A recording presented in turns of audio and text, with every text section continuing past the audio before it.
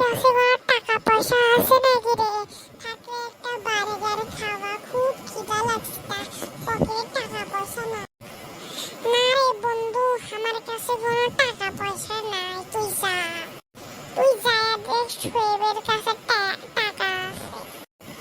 আচ্ছা গেলাম, দেখি ওর কাছে যদি কোনো খাবার টাবার পাই। আমি ওকে বোকা বানাইছি, এখন আমার কাছে অনেক টাকা আছে, এখন আমি বার্গার খাবো। বার্গার খায় তো আজকে পেট ভরিয়ে গেল, তার সাথে কোকা কোলা তো সেই খাইতে লাগছিল এই খিদার পেটে।